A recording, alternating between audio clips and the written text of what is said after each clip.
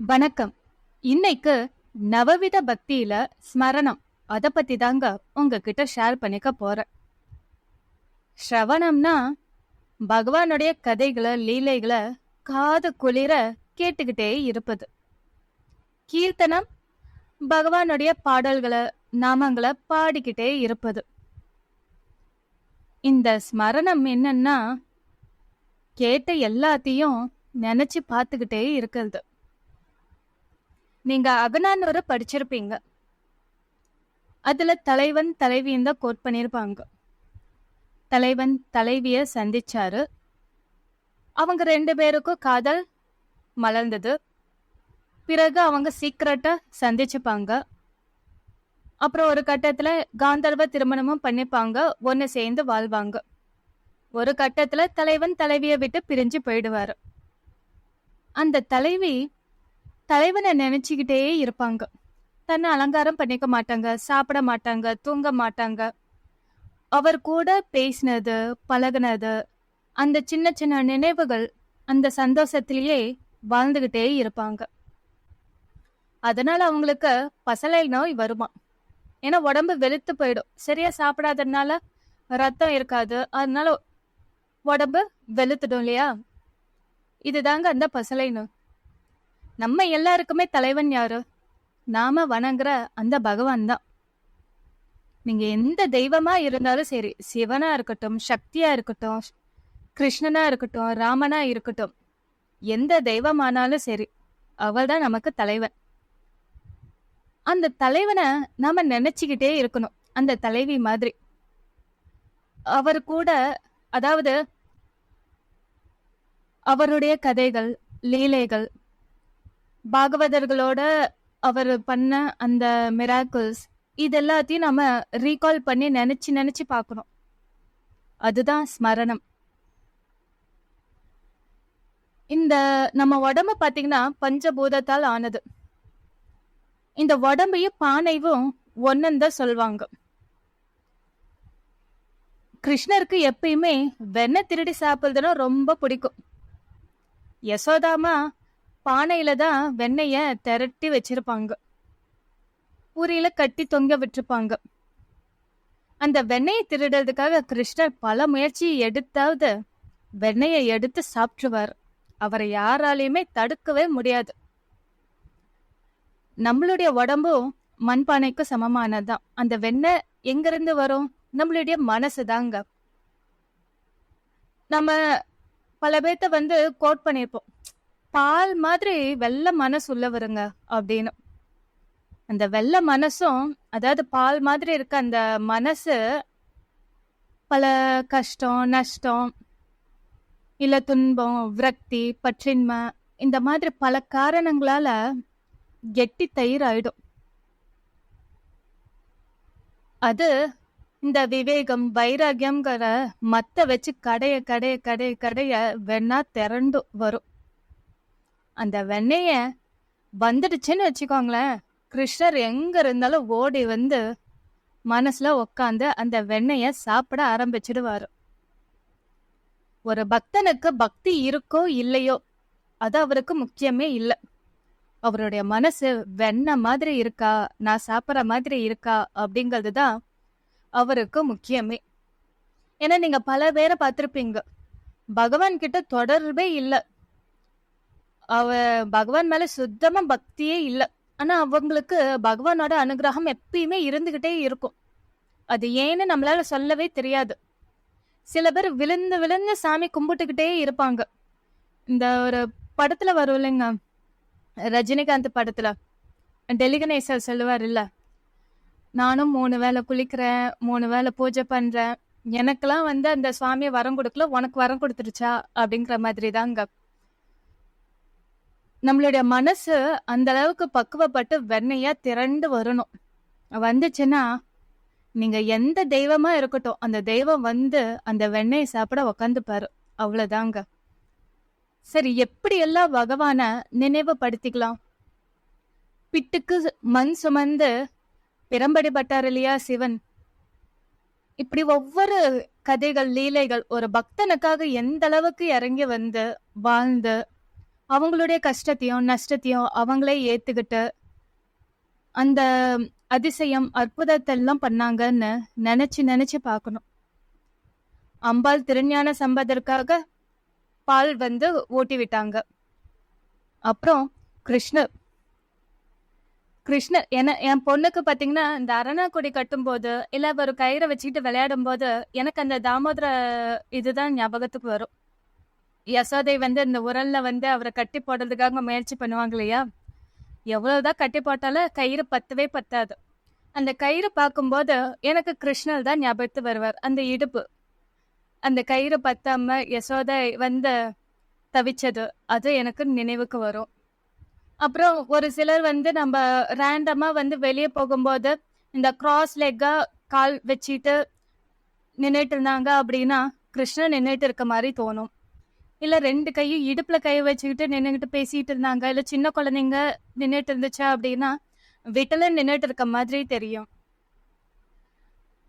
இந்த மாதிரி சின்ன சின்ன விஷயங்கள்ல நாம வந்து பகவானை வந்து பார்த்துக்கிட்டே இருக்கணும், நினைச்சுக்கிட்டே இருக்கணும்.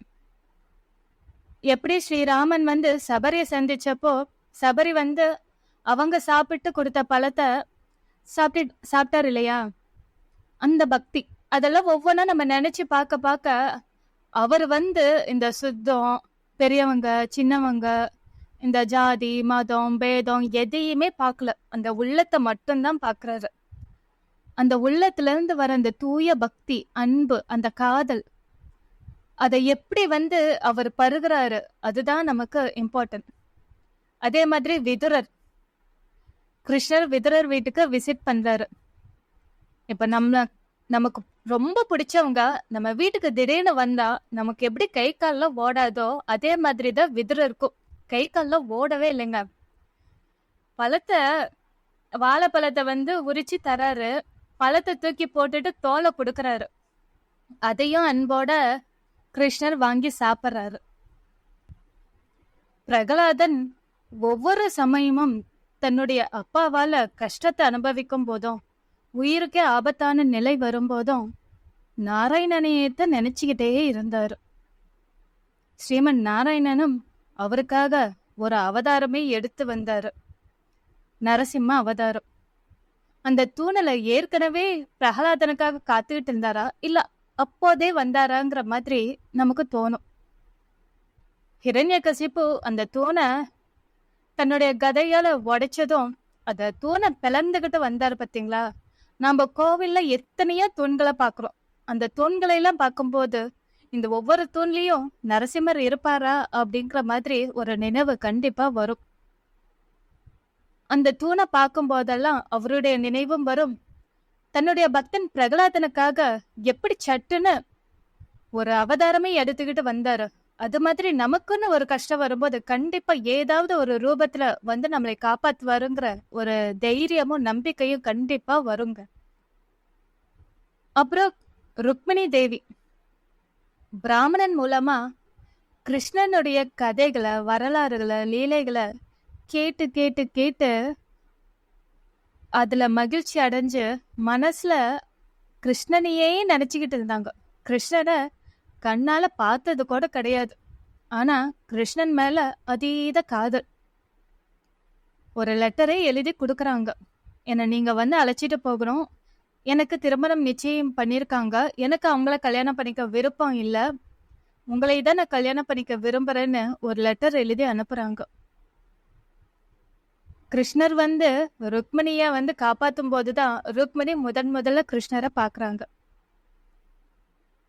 ருக்மிணி தேவி எந்த அளவுக்கு வந்து கிருஷ்ணரை நினைச்சு நினைச்சு உருகிருப்பாங்க. அந்த ஒவ்வொரு லீலைகளை சேத்திதங்களை ஒரு பிராமணர் மூலமா கேட்டு கேட்டு அத மனசுல இருத்தி அத நினைச்சு நினைச்சு பார்க்காமலே அவங்களுக்குள்ள ஒரு காதல் வந்துச்சு. அதே மாதிரி ஸ்ரீராமன் காட்டுக்கு போகும்போது அந்த வெறும் காலோட அவர் நடக்கிறாருங்க போது அவருடைய கால்கள் எந்த அளவுக்கு நோகி இருக்கும், அவர் எவ்வளவு கஷ்டப்பட்டிருப்பாரு. அதெல்லாம் நினைக்க நினைக்க நமக்கும் கஷ்டம் வரும் இல்லையா? ஏன்னா நமக்கு இந்த காலத்துல பாத்தீங்கன்னா வெயில் அந்த அளவுக்கு பொலந்து கட்டுது. வெயில்ல நடக்கணும் அப்படின்னாவே நம்மளால முடிய மாட்டேங்குது. செருப்பு போட்டுக்கிட்டு போனாதான் நடக்கவே முடியும். ஆனா ஸ்ரீராமன் அயோத்தியால இருந்து நடந்தே வந்தாரு. அவர் எந்த அளவுக்கு வலி வேதனை அனுபவிச்சிருப்பாரு. அதுக்கப்புறம் ராவணன் சீதையை கவர்ந்துட்டு போயிட்டாரு. சரத்காலம் வந்துடுச்சு. இது நான் காலேஜ்ல இருக்கும்போது படிச்சேன். சரத் காலத்துல மழையா பெஞ்சுக்கிட்டு இருக்குங்க. அப்போ ஏன்னா அந்த மழை காலத்துல ஒவ்வொரு தருமே தன் மனைவியோட கணவனோட சேர்ந்து இருக்கணும்னு தான் ஆசைப்படுவாங்க. சேர்ந்துதான் இருப்பாங்க. ஏன்னா எல்லா பறவைகள் மிருகங்கள் எல்லாமே பாத்தீங்க அப்படின்னா தன்னுடைய இனத்தோட தன்னுடைய குடும்பத்தோட சேர்ந்தே இருக்கும். ஆனா அந்த ஸ்ரீராமன் பாத்தீங்கன்னா இந்த மழை காலத்துல தன் மனைவியான சீதா தேவிய பிரிஞ்சு அவர் அழுக எனக்கு இன்னமும் அதை நான் முழுசா உணர்றேன். அதே மாதிரி தானே சீதா தேவிக்கும் இருந்திருக்கும். தன் கணவனை பிரிஞ்சு அங்க அசோகவனத்துல எவ்வளவு கஷ்டப்பட்டிருப்பாங்க. ஆனா அந்த எல்லா கஷ்டத்துக்கும் முடிவா ஆஞ்சநேயர் வந்தார் இல்லையா? ஆஞ்சநேயர் தூது போனாரு. தூது போயிட்டு இங்க ஸ்ரீராமன் கிட்ட கண்டேன் சீதையைன்னு சொல்லும் போது ராமன் ஆஞ்சநேயரை ஆலிங்கனம் பண்ணிக்கிட்டாரு இல்லையா? அவர் தொட்ட உடம்ப விடக்கூடாதுன்னு தான் இன்னும் ஆஞ்சநேயர் இந்த பூமியிலேயே வாழ்ந்துகிட்டு இருக்காரு. ஏன்னா வைகுண்டம் இந்த மாதிரி லோகத்துக்குலாம் போனோம் அப்படின்னா நமக்கு வேற ஒரு உடம்பு கிடைச்சிடுமா, பூமியில வாழ்ற உடம்பு கிடைக்காதோ. அதனாலதான் என்னவோ ராமனுடைய நாமத்தை கேட்டுக்கிட்டே இருக்கணும், இந்த பூமியிலேயே இருக்கணும், அவருடைய நினைவா இருக்கணும், அவள் தொட்ட உடம்ப விடவே கூடாதுன்னு ஆஞ்சநேயர் இந்த பூமியிலேயே இன்னும் சிரஞ்சீவியா வாழ்ந்துகிட்டே இருக்காருங்க. இப்படி ஒவ்வொரு கதையிலையும் ஒவ்வொரு லீலைகளையும் நம்ம கேட்க கேட்க அத மனசுல இருத்தி அதை நினைச்சு பார்த்துக்கிட்டே இருந்தோம் அப்படின்னா நமக்கு அந்த வெண்ண திருடுற மாதிரி தாங்க கண்ணன் உள்ள மனசுல உட்காந்துப்பாரு. யசோதா தேவி கண்ணன் பயந்துகிட்டாரு அப்படின்னா ஏதாவது அரக்கர்களை அழிச்சிருப்பாரு. சின்ன குழந்தையா இருக்கும்போது கண்ணன் பயந்துருப்பா அப்படின்னு சொல்லிட்டு தயிர்ல நல்லா இரும்ப காய்ச்சி தயிர்ல விட்டு அந்த தயிரை சாப்பிட கொடுப்பாங்களாம். அதுக்கப்புறம் பசுமாட்டோட வால் இருக்கு இல்லையா, அதை குழந்தை முன்னாடி கண்ணன் முன்னாடி 3 தடவை சுத்துவாங்களாம். ஏன்னா அந்த பயந்து இருந்தா இல்ல அந்த திருஷ்டி அதெல்லாம் கண்ணனை விட்டு விலகிடுமா.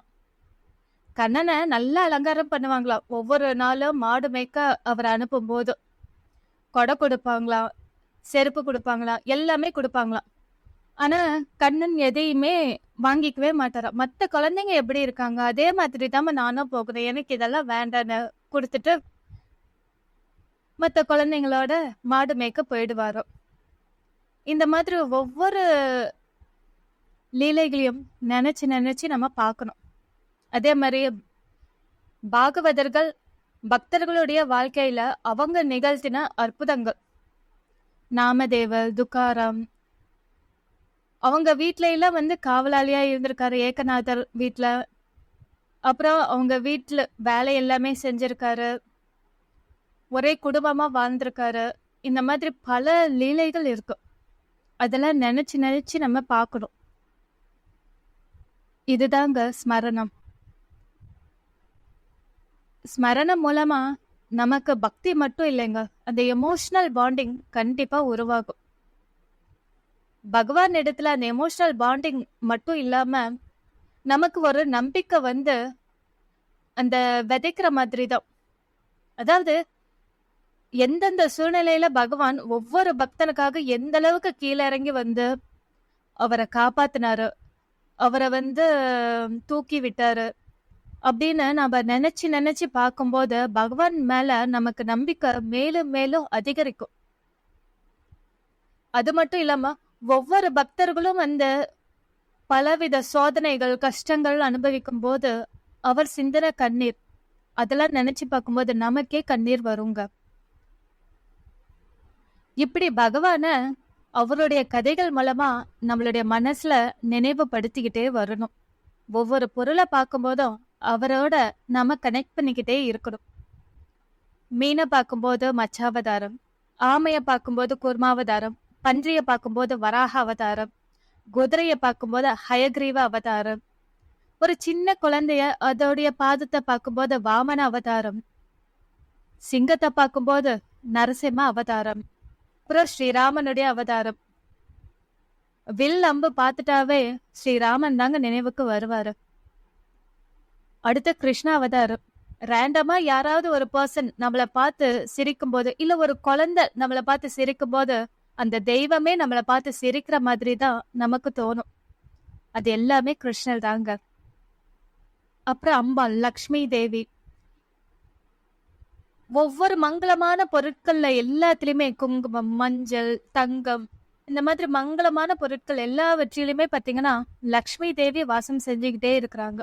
அது நம்ம நினைவுக்கு கண்டிப்பா வரணும். அப்புறம் பஞ்ச பாண்டவர்களை காப்பாத்துறதுக்காக அந்த அட்சய பாத்திரத்துல இருந்த ஒரு பருக்க ஒரு இலை கீரையை சாப்பிட்டு துர்வாச முனிவர் கிட்ட இருந்து காப்பாத்தினார் இல்லையா, அது நினைவுக்கு வரும். ஏன்னா நம்ம வீட்டுல பாத்திரம் எல்லாம் கழுவும் போது ஏதோ 1-2 சாதம் ஒட்டிக்கிட்டு இருக்கும். அதை பார்க்கும்போது அக்ஷய பாத்திரம் நம்ம நினைவுக்கு வரும். அவர் கிருஷ்ணர் என்ன பண்ணாரு, கிருஷ்ணர் நினைவுக்கு வரணும். இந்த மாதிரி ஒவ்வொரு விஷயத்திலயுமே அவரை நினைவுபடுத்திக்கிட்டே இருக்கணும். அதை ரசிக்கணும், என்ஜாய் பண்ணணும். காதலாகி கசிந்து கண்ணீர் மல்கி அப்படிங்கிற மாதிரி நினைச்சு நினைச்சு உருகி உருகி காதலிக்கணும். அந்த காதல் முற்றும் போது நம்மளோட மனசு வெண்ணைய திரளும். வெண்ணெய் இருக்குன்னாவே கிருஷ்ணர் ஓடி சாப்பிட ஆரம்பிச்சிருவாருங்க. இதுதாங்க ஸ்மரணம். எனக்கு தெரிஞ்சபடி நான் உங்க எல்லாத்துக்கும் சொல்லிட்டேன். நீங்க எந்தெந்த பொருளை பார்க்கும்போது உங்களுக்கு எந்த பகவான் எந்த லீலை ஞாபகம் வருதுன்னு எனக்கு ஷேர் பண்ணிக்கோங்க. நான் அதை தெரிஞ்சுக்க விரும்புறேன்.